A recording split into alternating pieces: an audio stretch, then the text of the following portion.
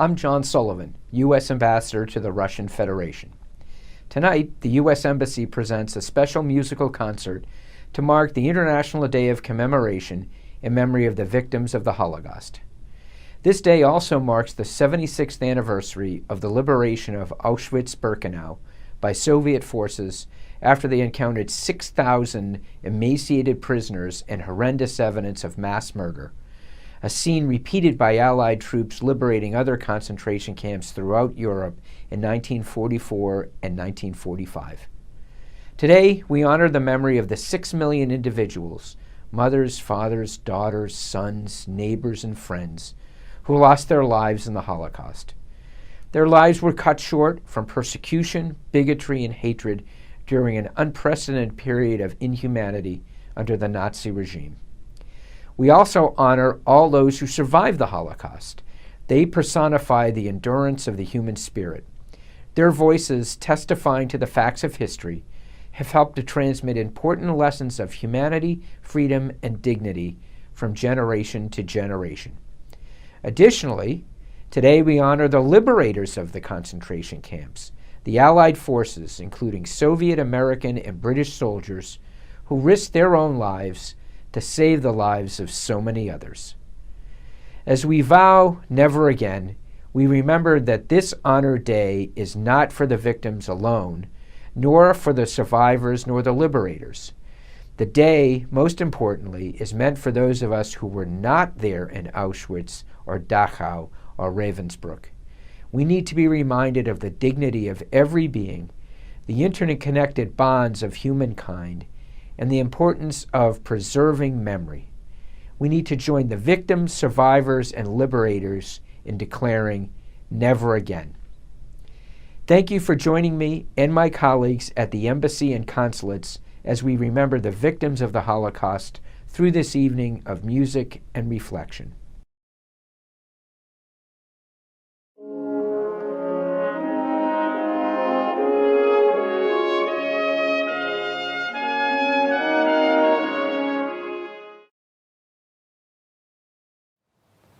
Hello, I'm Colin Jacobson, violinist with the string quartet Brooklyn Rider. On behalf of Johnny, Michael, Nick, and myself, I want to say what an honor it is to be able to help commemorate International Holocaust Remembrance Day. We know that where words fail, music begins, and we've chosen a piece near and dear to us for the occasion, the third movement of Beethoven's Opus 132 string quartet. Entitled The Holy Song of Thanksgiving from a Convalescent to the Deity in the Lydian Mode, this singular monument to the healing power of music not only gives thanks for the recovery from a life-threatening illness, but perhaps more importantly to Beethoven, celebrates the renewal of the soul and of the human creative spirit. We are grateful to the United States Embassy Moscow, the Forum for Cultural Engagement, the American Center in Moscow, and Broadband Collective for putting this event together and for including us. Thank you.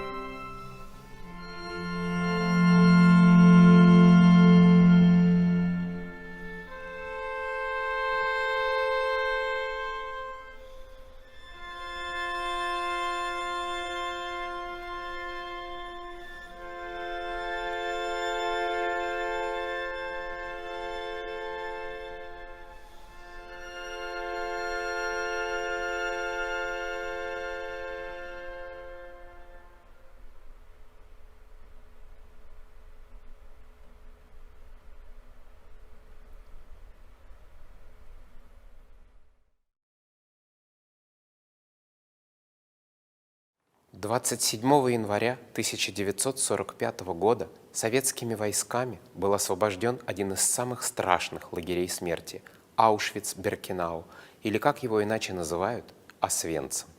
Этот лагерь стал одним из главных символов Холокоста, самого страшного геноцида XX века.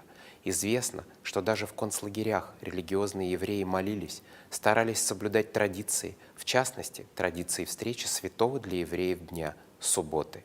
Один из самых торжественных моментов праздничного богослужения – возвращение свитка Торы после его прочтения в ковчег, так называемый Аарон Койдыш. Слова молитвы «Килакахтоев» переводятся с иврита как «наставление доброе дал я вам», слова, обращенные Всевышним к еврейскому народу.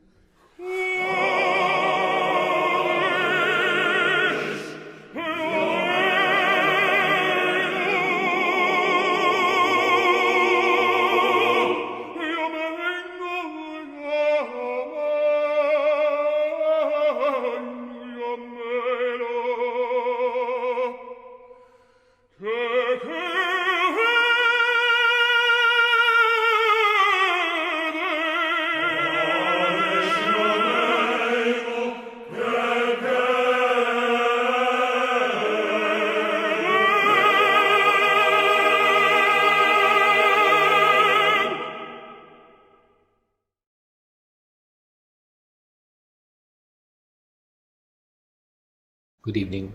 My name is Johnny Gandelsman. I'm a violinist from New York City. As a Russian Jewish immigrant, first to Israel and then to the United States, it is my distinct honor and privilege to take part in tonight's event. The music of Johann Sebastian Bach contains myriads of human emotion. It is my hope that the saraband from the Fifth Cello Suite will help commemorate all the innocent lives lost during the genocide of World War II. May their memory be a blessing.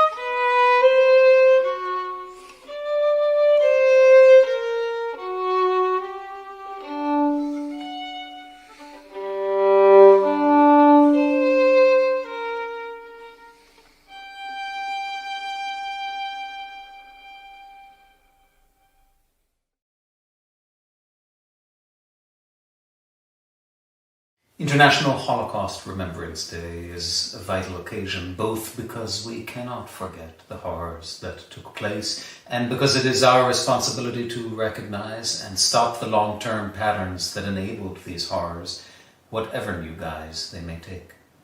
We therefore thank the United States Embassy in Moscow, the Forum for Cultural Engagement, the American Center in Moscow, and Broadband Collaborative for assembling this meaningful commemoration. It is an honor to add to the powerful voices participating. The plight of Jews of the former Ottoman Empire during the Holocaust is often overlooked, even when countries like Greece have one of the highest Jewish mortality rates in the war.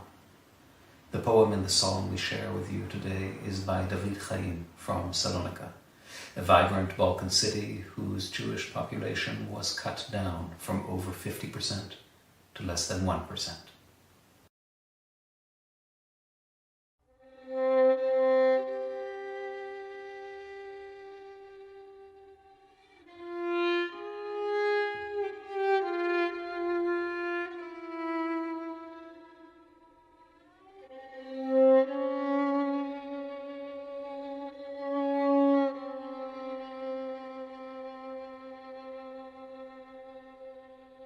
Tucked into this book is a paper of a different sort.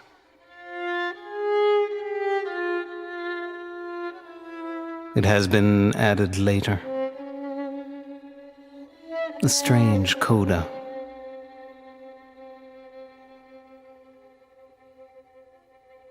A poem, carefully written on the paper torn from an empty bag of concrete, written in the camps after the trains.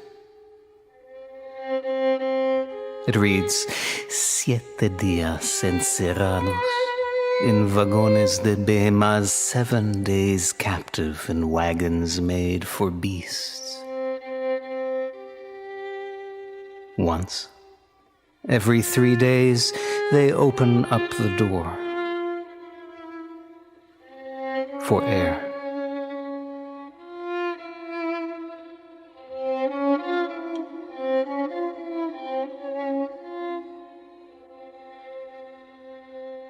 Dear Mother, you had the privilege of ending your days in your own home and not suffering these indignities.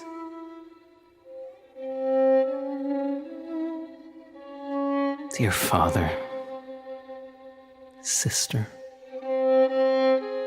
brother, who would have thought? Who could have thought that we would end up here?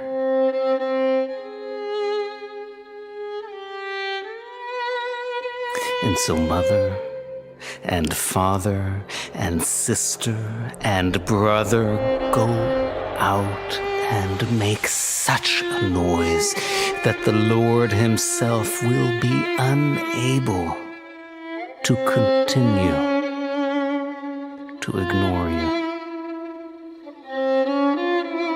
and will give me strength to make it through these camps, and for you to say a proper prayer of mourning.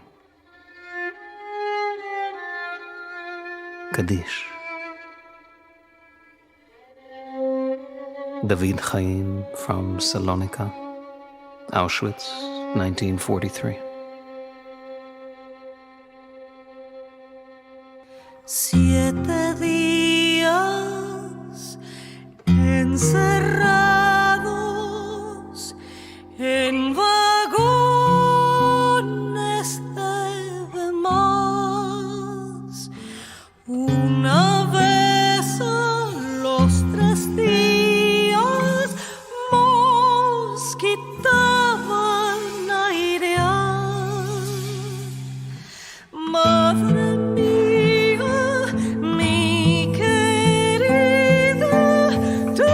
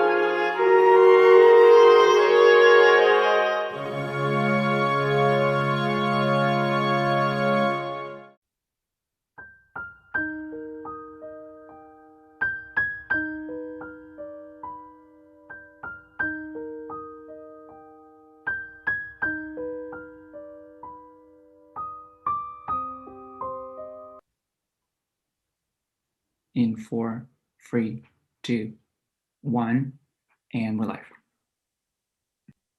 Welcome and good morning in the United States and good evening in Moscow. Добро пожаловать. Доброе утро всем, кто сейчас в Соединенных Штатах, и добрый вечер тем, кто слушает нас в Москве. My name is Anne Gottlieb. I am honored to be moderating this conversation with two of the wonderful musicians featured in the Holocaust Remembrance Concert, Guy Mendelow from the Guy Mendelow Ensemble and Nicholas Cords from Brooklyn Rider. Меня зовут Энн Готлиб, и для меня большая честь быть модератором на этой беседе с двумя участниками концерта, посвященного Дню памяти жертв Холокоста, а именно это Гай Менделоу и Николас Кортс из Гай Менделоу Ensemble и Brooklyn Rider. And I want to say how fortunate it is to be able to be together across all this distance in the midst of a global pandemic, sharing music and exploring what it means to remember. И я хочу сказать, насколько нам повезло, что сейчас в ситуации всемирной пандемии мы можем, несмотря на все эти сложности, соединиться, объединиться вместе для того, чтобы обсудить вопросы, связанные с музыкой, с искусством. Before we get started with introductions, I'd like to thank the United States Embassy Moscow, the Forum for Cultural Engagement, the American Center in Moscow, and Broadband Collaborative for making this event possible.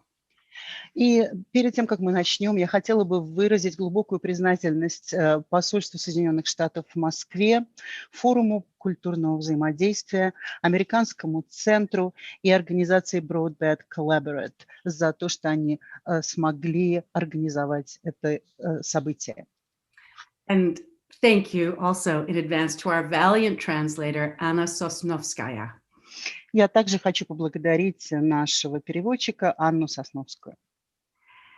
Guy Mendelow and Nicholas Cords, thank you so much for being here and welcome. And the music was just beautiful today.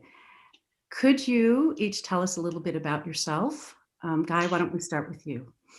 Гай Менделоу, Николас Кортс, спасибо огромное за то, что вы участвуете в этой беседе. Я очень рада вас приветствовать здесь. Ваша музыка, ваши исполнения были совершенно потрясающими. И сейчас мы хотели бы немного услышать о вас. Гай, давайте начнем с вас. Расскажите немного о себе. It's an honor to share this occasion with you, and I'm grateful to be here with you all and speaking to you right now from Boston, Massachusetts in the United States.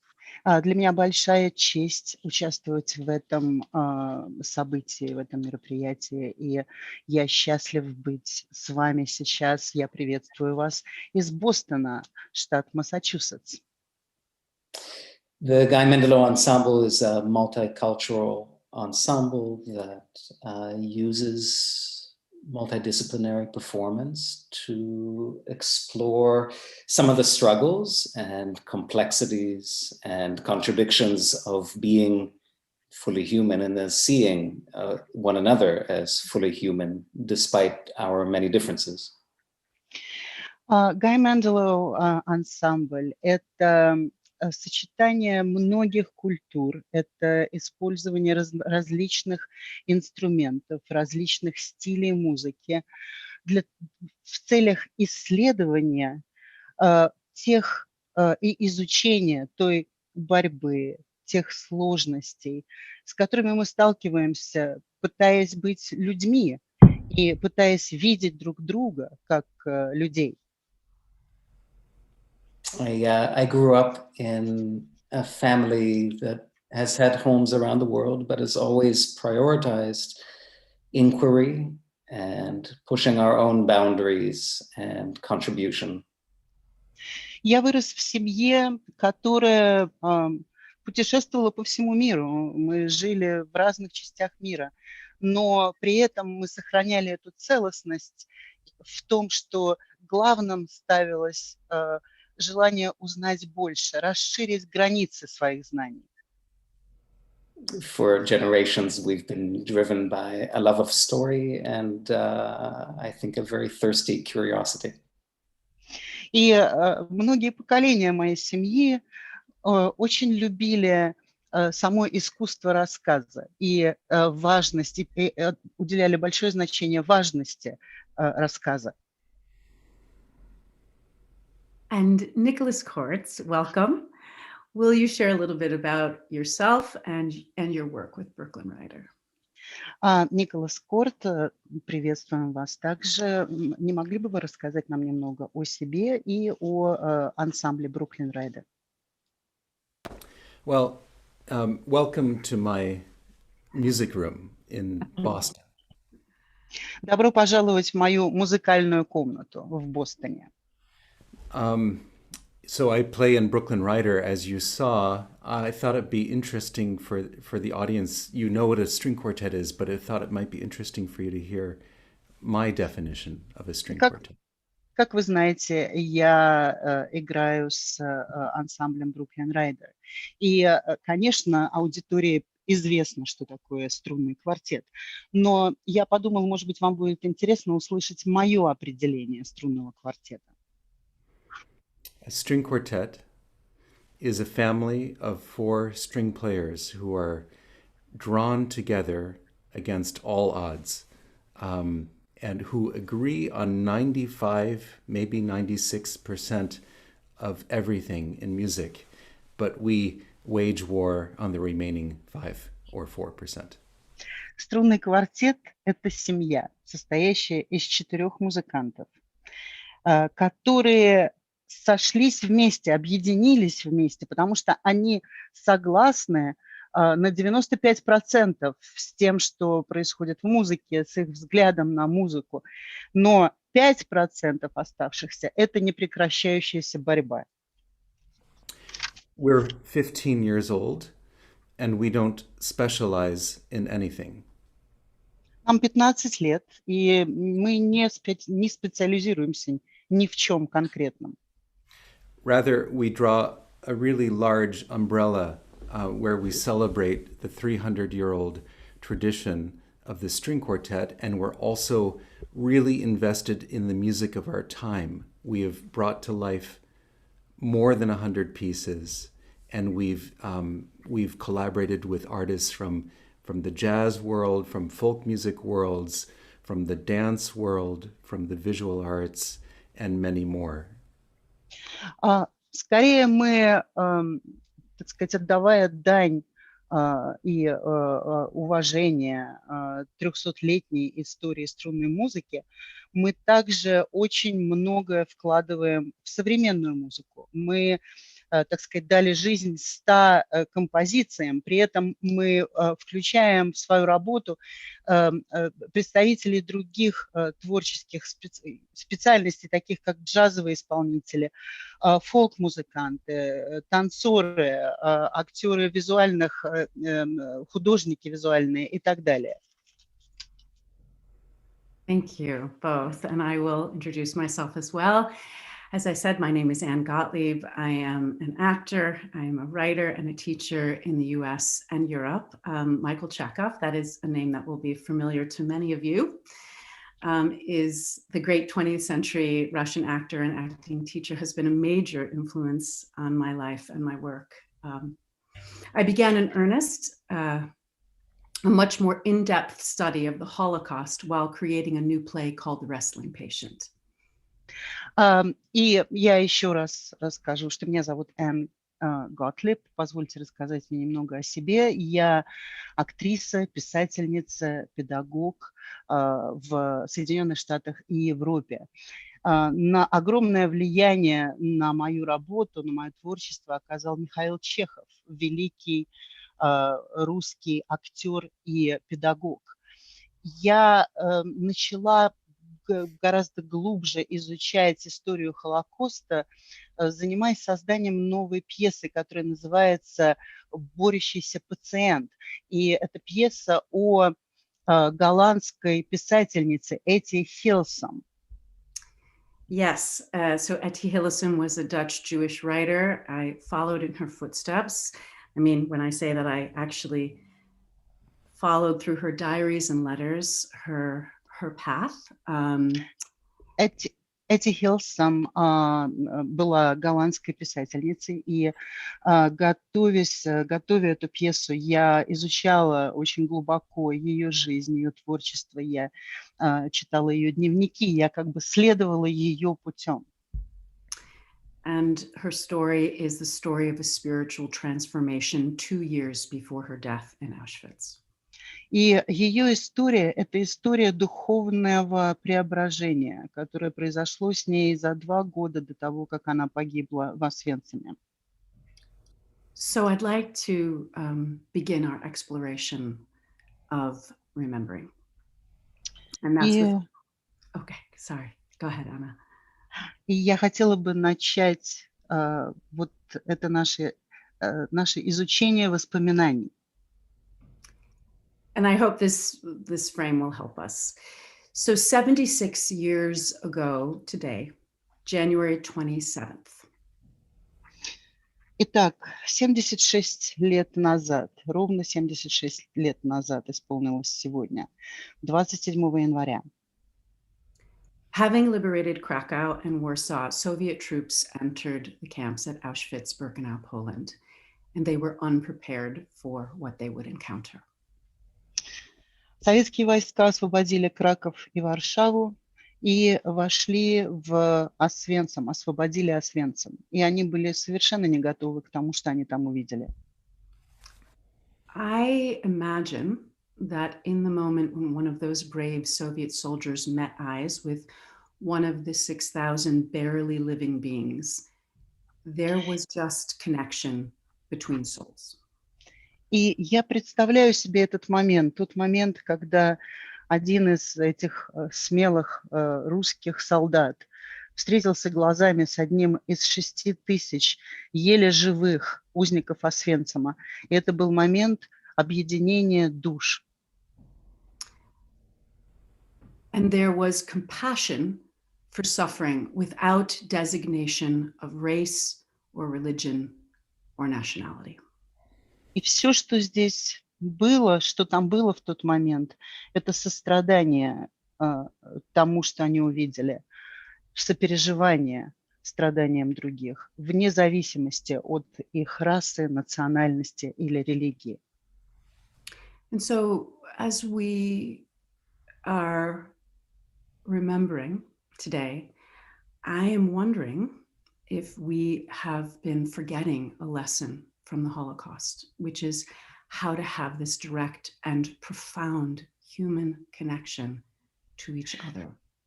И сегодня, в День памяти жертв Холокоста, я невольно задаю вопрос себе, не забываем ли мы уроки прошлого, не забываем ли мы о том объединении, соединении душ, которое произошло тогда. And here we are, in 2021. Guy, you have spoken of the war as a story of human beings and their challenge to recognize another's humanity, even in the face of difference. Nick, the piece that Brooklyn Ryder presented in the concert today is from your newest album called Healing Modes. And so I want to ask each of you about your relationship to healing and remembering through your music. И вот мы здесь сегодня, в 2021 году. И я хочу задать вопрос, Гай, вам, потому что вы неоднократно говорили, что ваше творчество – это история, вы относитесь к истории войны как к истории тех сложностей, которые выпали на долю человечества, и при этом люди остались людьми. Ник, вы очень много говорите о том исцелении, именно о процессе исцеления, так сказать, заживления этих душевных ран. Расскажите нам, пожалуйста, об этом. Who would like to start? Кто хотел бы начать? I could start, Nicholas, and if that's okay. You mentioned healing modes, and this project that includes the Beethoven quartet that we played. And one of the things that I love about music in general is that it can talk about impossibly big topics. Я начну, если позволите. Да, действительно, мы говорим много об исцелении, и мы эту же тему передаем в том струнном квартете Бетховена, который мы сегодня использовали. И основная мысль для нас – это то, что музыка может совершить невозможное в жизни. In the movement that we played, Beethoven is playing the role of universal healer, but through his own experience, which was a life-threatening illness, that prevented him from living, from creating. But in this piece, he is celebrating his return, the restoration of his powers, physical powers, and of his creative powers. В том струнном квартете, который мы использовали, Бетховен как бы выступает в роли такого исцелителя. Но дело в том, что само написание этого произведения, оно основано на личном опыте Бетховена, поскольку в то время он был болен, как тогда казалось, неизлечимой болезнью. И это произведение само, это как бы хвалебная песнь целительной силе музыки. And, the timing of this project, which was, we recorded the Beethoven Quartet and we commissioned 5 composers from around the world to write pieces based on healing. But the timing of this, it was released in the United States, well, worldwide, but during the first month of lockdown last March. И я хочу сказать вообще о самом моменте во времени, когда это произошло. Помимо Бетховена мы также пригласили 5 композиторов из разных стран мира и попросили их написать произведения на тему именно исцеления. И подумать только, что это произошло буквально в первые дни пандемии. Это произошло практически сразу перед тем, как Соединенные Штаты и многие другие страны мира были закрыты. And even though the lockdown is a horrible reality for performing musicians, it struck me that this idea of healing and of remembering and celebrating human spirit was so important in this moment to remember for everybody. И да, конечно, вообще вот этот локдаун, то, что нас всех закрыли, это было ужасно для исполнителей. И тем не менее, мне показалось, что это настолько важно сейчас для нас именно сконцентрироваться на этой идее исцеления, идее памяти, идее празднования человеческого духа средствами музыки. Thank you. Thank you so much. We'll follow up on a few things that you brought up there. So, Guy, could you share with us a little bit? This piece, I know, is from a larger work, an enormous work, actually, called The Forgotten Kingdom. And I know that we've spoken a little bit about your relationship to remembering and healing. So I'd love to hear what you're thinking about that. Большое спасибо, Ник. И мне хотелось бы позже вернуться к некоторым вопросам, которые вы сейчас затронули. Но я в настоящую минуту хочу обратиться к Гаю. Гай, вы на самом деле показали нам сегодня часть огромной, колоссальной работы, которая называется «Забытые царства», Forgotten Kingdoms. Расскажите, пожалуйста, нам о своем видении значения исцеления. With regards to the question of healing, Nick, I think you said it beautifully, actually, that what a wonderful thing that this thing called music can allow us to deal with impossibly large terrains, impossibly large subjects. Что касается исцеления, Ник, я думаю, что ты сказал очень красиво, замечательно об этом, что музыка позволяет нам сделать то, что кажется совершенно невозможным, что кажется огромным.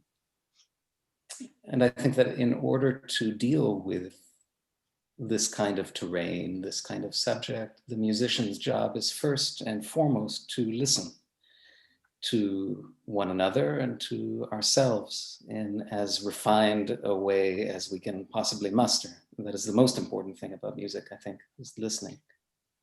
И для того, чтобы, так сказать, встретиться лицом к лицу с этими сложностями, которые нам выпадают в жизни, с которыми нам приходится бороться, очень важно слушать друг друга, слушать самих себя. И в музыке, в исполнительстве это очень важный аспект слушания. And though I am no doctor and no specialist in healing, like everybody else, I've had moments of forgiveness and moments of healing and moments of grace in my own life. And these have always revolved around the acceptance of the imperfection and the work of being human. Я не врач, я не специалист в исцелении, но у меня, так же, как и у всех вас, бывают такие моменты, когда я думаю и об исцелении, и я благодарю судьбу за что-то. И я учусь воспринимать и принимать те несовершенства, которые окружают нас в мире. Both with my own struggles and in struggling with others, and especially right now in the United States at this heightened time of forgetting. И это происходит и через мои собственные трудности, и уроки, которые я из них извлекаю, и через сложности других людей, окружающих меня.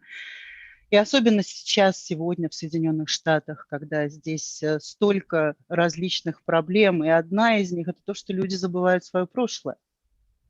And with that forgetting, the invention of profound difference, I think it's that listening that I keep coming back to, and that I think is, to me, the fount of healing.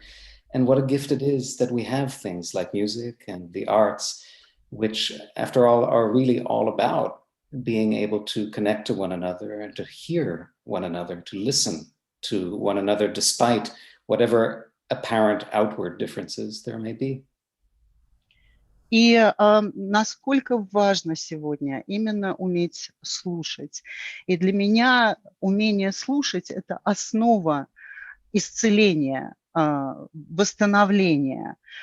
И какой великий дар для нас музыка, искусство, которые именно помогают нам и учат нас тому, как слушать друг друга и слышать друг друга. These are the thoughts about healing that I can share. With regards to the history, we'll come back to that maybe later, because there is some important and I think often unheard history that is maybe important to touch on to understand the true atrocity of the Second World War. Yes. Это мои мысли по поводу исцеления, но я также хотел бы поговорить по поводу истории. Я думаю, что мы вернемся к этому позже, и я хотел бы поделиться с вами очень важными вещами и, возможно, даже теми, о которых вы не слышали раньше, которые подтверждают всю безобразность Второй мировой войны. Guy, there's a question here from one of your listeners who's here with us today. And the question is, who is the shadow puppeteer who created this piece? Гай, здесь есть вопрос для вас от одного из ваших слушателей. Вопрос такой: кто является вот этим, так сказать, творцом в тени, который создал эти ваши произведения, которые вы исполняете? Not shadow, but sand. Yes. And the artist here is Xenia Simonova. Ну, это не тень, это песок. И художник, автор, который это делает, это Ксения Симонова. And while most of her work is much more elaborate and much more detailed, in this piece, I asked her directly to make it as simple as possible, because there is no way to really represent the horrors of what the person who wrote this poem underwent. We have to use our imaginations for that. И вы знаете, обычно ее работы в песочной анимации, они очень детальные, очень большие. В данном случае я специально попросила ее сделать это наиболее просто, так просто, как возможно, потому что мне казалось, что именно, что вспоминая те ужасы, которые прошел автор этого стихотворения, мы должны использовать свое воображение. Thank you. And there's a question here for you as well, Nick. And the question is, thank you for your beautiful performance. What does it mean for you personally to participate in this concert? И здесь также есть вопрос к вам, Ник, от слушателей. И вопрос звучит так. Спасибо вам за ваше прекрасное исполнение. Что для вас лично означает участие в этом концерте? I think there are a lot of ways to answer that. One of them is, in a world where we cannot play music live in the same room, I'm kind of in awe of this technology that brings us together around the globe, around an incredibly important day of remembering.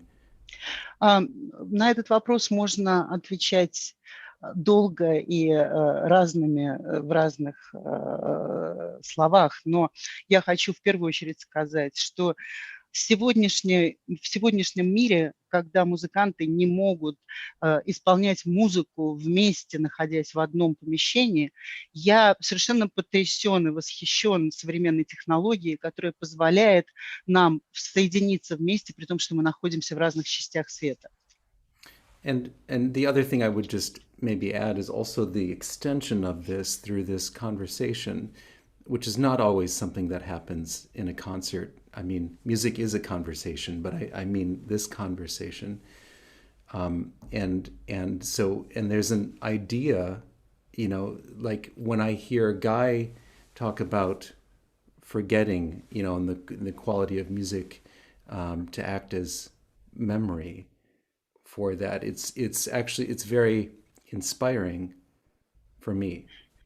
И я также хотел бы сказать, что вот сама возможность такого разговора, такой беседы, которая сейчас у нас с вами идет, это тоже нечто уникальное. Конечно, любой концерт – это, так сказать, разговор со слушателем, но вот возможность именно конкретного разговора, как сейчас, это очень важно. И я согласен с теми идеями, которые высказал Гай по поводу исцеления и по поводу памяти. And, I think about this listening topic, for instance, what I'm thinking about now in this event, the flip side of listening is being heard.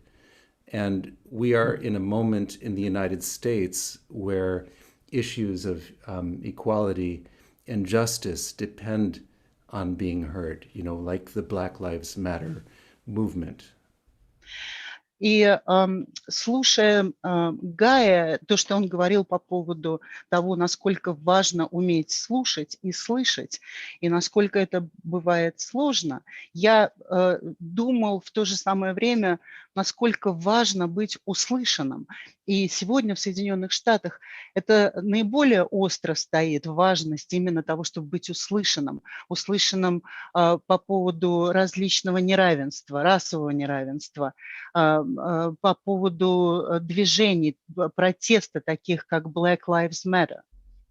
And just lastly, so playing in this concert and being part of this event just reminds me of the importance of being a musician right now and being able to offer that for people. And it just sort of again feels inspiring for me.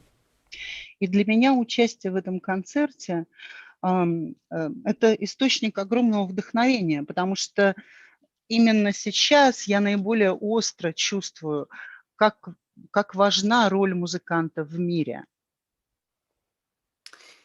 Great. I want to press into this a little bit, what you've both brought up about listening and the ability to connect when we listen Я хотела бы, and the difficulty that we have with it. я хотела бы остановиться сейчас поподробнее на этом именно вопросе, который вы оба затронули, а именно слушание. И насколько это важно и какие трудности возникают при этом. So it seems to me that there's a lot of fear around listening. Мне кажется, что вокруг умения слышать и слушать есть очень много страхов.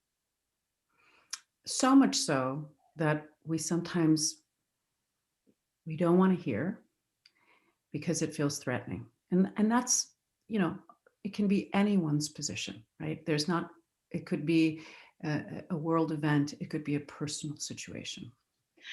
И здесь я говорю о том, что мы часто боимся услышать что-то. И мы как бы чувствуем какую-то угрозу в том, что мы можем услышать. И это касается как частной жизни, так и каких-то всемирных событий. So I want to ask both of you, have you learned something about listening? Nick, you talked about the 4 or 5% of war in your own string quartet. And I'm just curious because this issue of fear and the ability to listen, because maybe a decision isn't being made, but how do we just begin to open up? And go ahead, Anna. И я хочу спросить у вас обоих, что вы для себя выяснили, чему вы научились именно в том, что касается умения слушать. И, Ник, вы говорили о том, что 5% в вашей музыкальной семье, в смысле 5% вопросов в вашей музыкальной семье – это постоянные противоречия и война. Что вы думаете вот об этом об этой самой концепции страха того, что мы можем услышать? Yeah, I was just thinking, we don't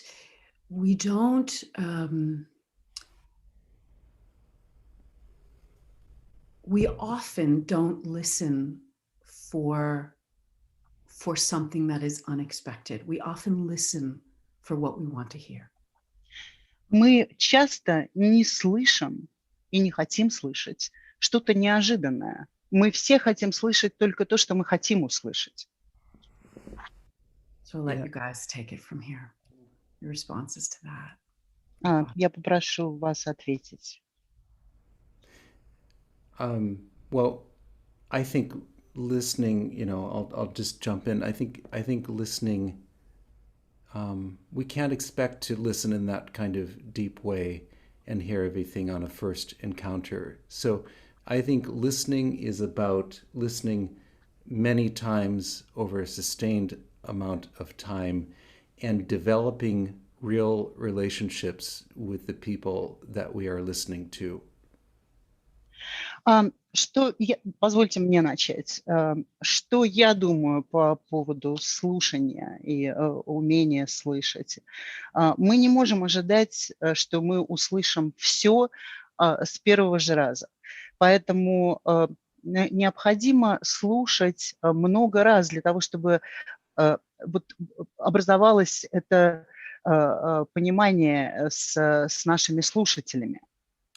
And just so if we accept the fact that actually we can maybe never fully listen or fully get there to the experience of another person, I think it's the act of trying to do that. And what you're doing when you listen is you're building a bridge. И нам надо принять как данность тот факт, что мы никогда не сможем полностью услышать нашего собеседника, полностью понять все то, что он переживает. Но в момент, когда мы слушаем его, мы создаем мост между нами и им. And sorry for this impossible generality, but we live in a world right now where bridges are very important. И я прошу прощения за это очень общее выражение, но мы действительно сегодня живем в мире, в котором очень важны такие мосты. Yes, that was beautifully said, Nick, about the commitment to listen. Guy, what would you like to say? Спасибо, Ник, прекрасно сказано именно о важности слушания. Гай, теперь слово вам. It strikes me listening to both of you that listening can be a distant goalpost, but listening can also be very dangerous. It can be vulnerable. How do you listen to somebody like a Nazi? What does it mean to listen to a guard at Auschwitz? The book that immediately comes to mind about this story is a book called The Sunflower by Simon Wiesenthal, which poses this impossible question, but offers possibilities of answers as well.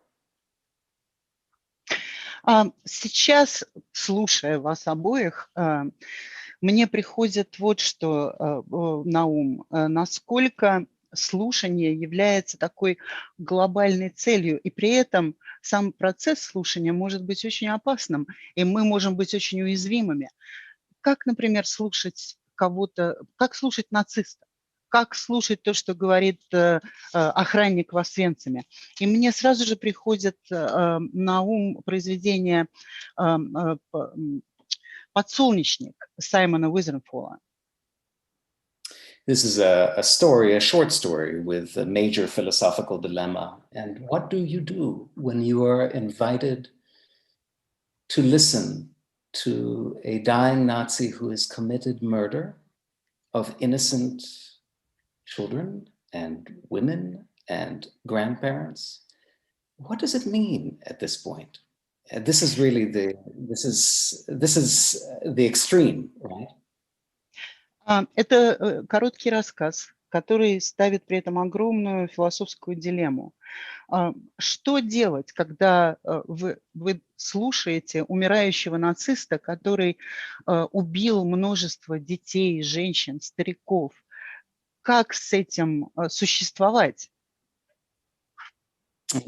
I'm inspired by the work of people who are as fierce as the Zen master Thich Nhat Hanh in the Vietnam War, or Dia Khan, who takes time now to listen to white supremacists or Islamic jihadists. And these are the signposts, right? These are the shining gold emblems. And I'm sure that they are riddled with imperfections, but this is, when I think about listening and the kind of the ferocity of listening, the fierceness of listening, this is what I think about. It's difficult work. И я хочу сказать, что умение слушать – это очень сложная работа, очень сложное умение, мастерство. И мы, конечно, можем вспомнить тех людей, которые слушают белых супрематистов, которые слушают тех, кто воевал и убивал во Вьетнаме. Это очень-очень сложная задача и великий труд. Just one last thought to throw in, because I think it's obvious, but it's worth saying. There is a profound difference between listening and permission and agreement. Sometimes you have to stop with everything you have, with every ounce of blood that you have, the person that you still accept as a human being, but you still need to be fierce with that person. И я хочу еще сказать такую вещь, что существует огромная разница между слушанием и согласием, тем, что вы согласны с чем-то. И иногда нам нужно очень огромные усилия над собой делать для того, чтобы выслушивать кого-то, слышать кого-то. Но это не значит, что мы соглашаемся с ними. Wonderful. I want to ask you both a little bit about your influences. And I also, Guy, I want to make sure that we have an opportunity for you to share a bit about a lost history. and that is of the Jews.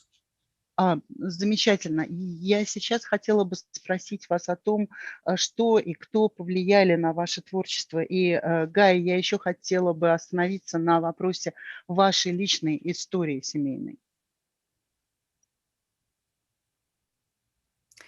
Would you like to share a little bit about how the Forgotten Kingdom, came into being, why you decided to create this piece, and maybe a little bit about David Haim's poem, who was in Auschwitz, that you created this particular piece that we saw today, that you composed that piece around?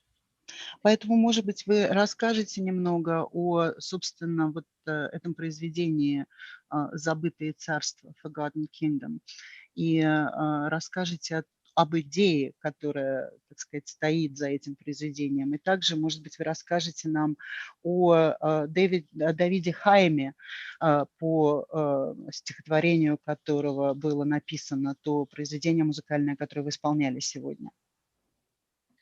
In the interest of time, I'll start with David Haim because I think that's most important. And I think that to really understand the scale of the crimes and the extent of dehumanization that occurred in the Second World War, we have to look beyond the typical story. Я, наверное, начну со второго, с того, что связано с Давидом Хаймом. Я думаю, что для того, чтобы вообще осознать масштаб преступлений, масштаб вот этого бесчеловечности, которая связана с Второй мировой войной, с тем, что происходило во Второй мировой войне, мы должны очень о многом вспомнить и говорить о многом детально. Both metaphorically and literally, there are many maps that do not include the stories of what happened to people in places like present-day Greece or other parts of the former Ottoman Empire or even Northern Africa. Я хочу сказать, что сейчас очень мало говорится о том, что происходило во время Второй мировой войны в той же самой Греции, в других странах бывшей Османской империи, даже в Северной Африке. David Haim was from a city called Salonika, now called Thessaloniki in present-day Greece, which at the turn of the 20th century was over half Jewish. Давид Хейм был родом из Салоников. Это город, который сегодня называется Тессалоники в Греции. И в этом городе в начале 20 века больше половины населения составляли евреи. Where even as late as 1941, already well into the war, Jews and Christians and Muslims had lived such an intertwined life that the thought of a Salonika without Jews was an impossibility. И даже в 1941 году, уже когда началась война, евреи и христиане, и мусульмане жили в этом городе настолько в таком тесном взаимодействии, что никому даже не приходило, никто не мог себе представить этот город без евреев.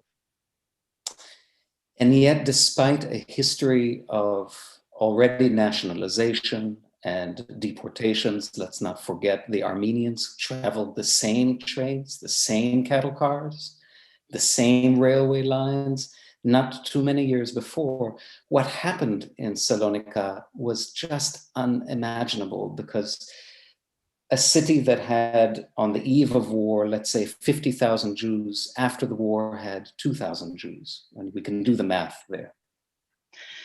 Но при этом, даже если мы вспомним, подумаем об этом, к тому моменту в Салониках знали об опыте тех же армян, о депортации армян. И армяне, которые уходили теми же путями, которых отправляли в тех же самых вагонах. И тем не менее в Салониках совершилось нечто совершенно невообразимое. И просто если вы вдумаетесь в эти цифры, до войны там жило 50 тысяч евреев, а после войны там осталось 2000. We rarely speak about Greece, in the Second World War, but Greece had the second highest Jewish mortality rate of all countries in the Second World War, second only to Poland. Сегодня очень редко говорят о Греции во время Второй мировой войны. И при этом в Греции уровень смертности евреев был вторым самым высоким после Польши. And so David Chaim's story of that 7-day cattle car ride from Salonika to Auschwitz speaks to the experiences of so many who remain invisible to us today. И поэтому история Давида Хайма и его рассказ об этом 7-дневном пути в вагоне для скота из Салоников в Освенцим, она созвучна тысячам других историй. Thank you, Guy.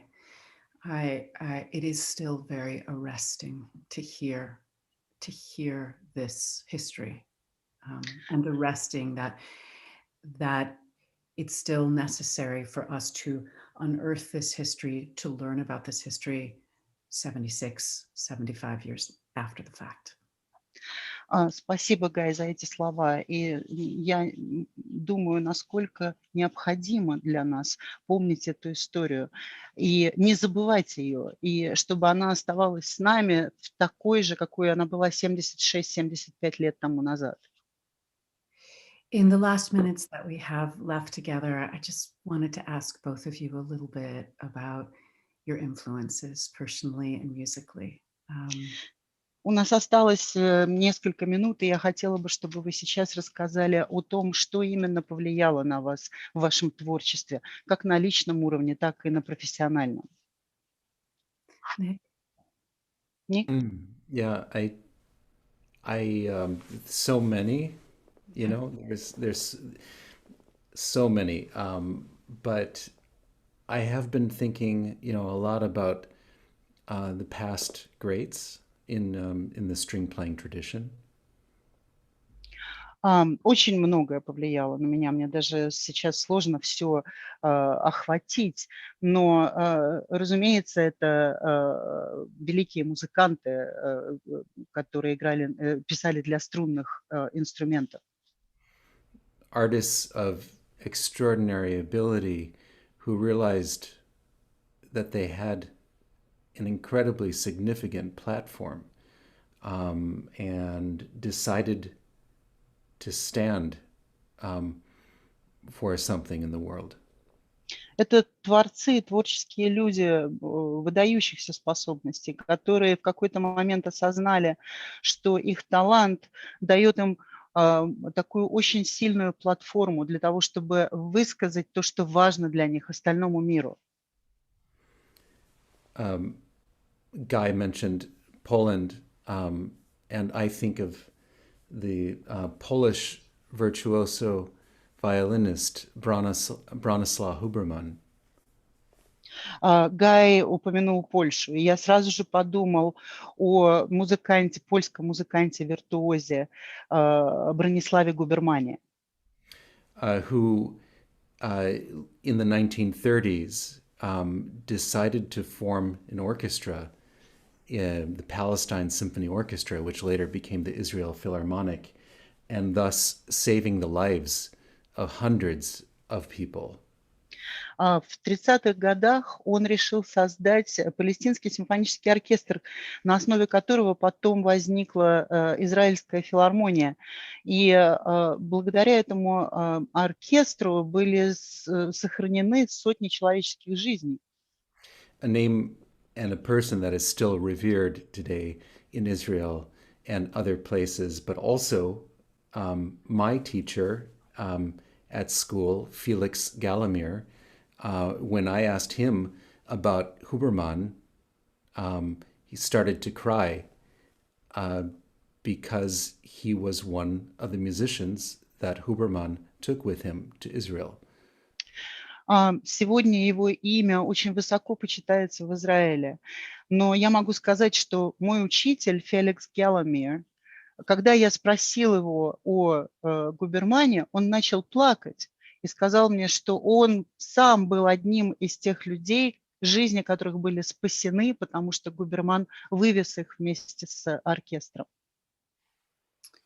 What is so touching about that story, Nicholas, is how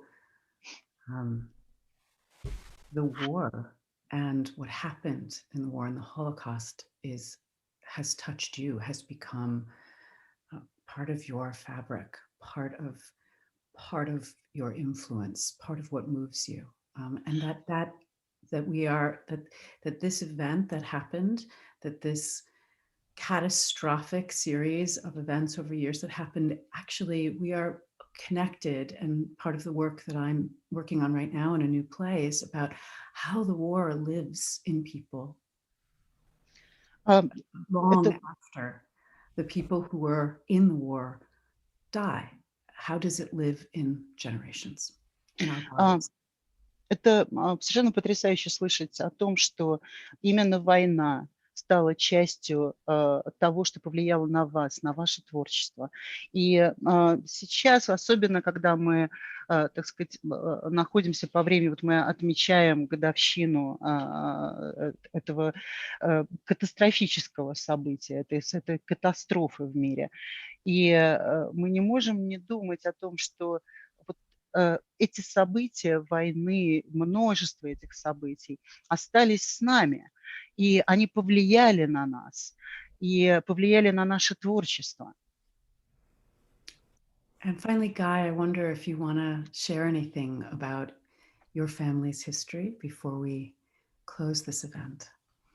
И перед тем, как мы закончим сегодняшнюю беседу, может быть, Гай, вы расскажете нам об истории вашей семьи? I feel there's a lot to share about my family's history because my family includes some of my greatest heroes. My grandparents on both sides are among my greatest heroes, and I do look up to them on a daily basis. Я очень много могу рассказать об истории моей семьи. Мои бабушки и дедушки, все со стороны отца и со стороны матери, это мои герои, и я каждый день помню о них, как о моих героях. Their photos are here. You can't see them in the camera, but I'm looking right now at a photo of my grandparents on my mother's side who helped many Jews escape in the Second World War and who themselves were part of the underground resistance. They grew up in an area that vacillated between Hungary and Romania, and the borders shifted on them. Go ahead, I'm sorry. Я сейчас смотрю на фотографии моих бабушки и дедушки со стороны матери, и я вспоминаю о том, что они сами помогали очень многим евреям избежать нацизма, и они участвовали в сопротивлении. Они жили на границе между Венгрией и Румынией. Это та самая граница, которая постоянно передвигалась. You know, there are so many stories, and I grew up on these stories when I was a boy. I would go to sleep to the most incredible war stories when I visited my Saba, my grandpa on my mother's side, and it wasn't until years later that I realized that, for the most part, they were true.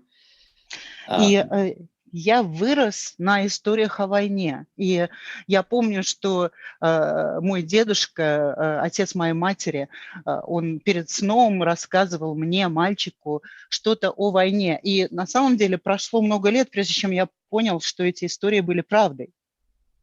You know, but that's for another time. I think that right now, maybe the story that feels relevant to share is just that despite living through this time that was, I think, so unimaginable to people who share the comforts that I share in the United States, they managed to remember how to be decent and how to be kind. And my grandfather had this smile that would light up an entire room whenever he walked in. And to go through everything that they went through and still be able to smile like that, and still be able to be kind to children, this is something. Я могу говорить об этом очень долго, но сейчас я хотела бы сказать вот что. Меня насколько поразительно то, что эти люди, несмотря на все те ужасы, с которыми им пришлось столкнуться, сохранили способность улыбаться, быть добрыми к людям, быть добрыми к детям. И я считаю, что вот это самое потрясающее. So our time has come to an end, although we could go on and on. It's really wonderful to be with you. Thank you both so much for your time and your generosity of heart and spirit and your music. I want to thank Brooklyn Ryder and the Guy Mendelow Ensemble and Johnny Gandelsman and the Moscow Male Jewish Capella Choir and all the musicians and artists involved with our concert today. Again, thank you to the United States Embassy in Moscow, the Forum for Cultural Engagement, the American Center in Moscow, and Broadband Collaborative. And finally, Anna Sosnovskaya, who has been a wonderful, wonderful translator. Thank you. Мы могли бы говорить об этом очень-очень долго, но, к сожалению, у нас совсем не осталось времени. Гай, Ник, я очень благодарна вам. Я благодарна всем музыкантам, участвовавшим в этом концерте, Джонни Гандельсману, еврейскому мужскому хору московскому. И опять же я хочу опять выразить глубокую признательность и благодарность посольству США в Москве, форуму культурного взаимодействия, американскому центру. Спасибо вам всем и также спасибо нашему переводчику.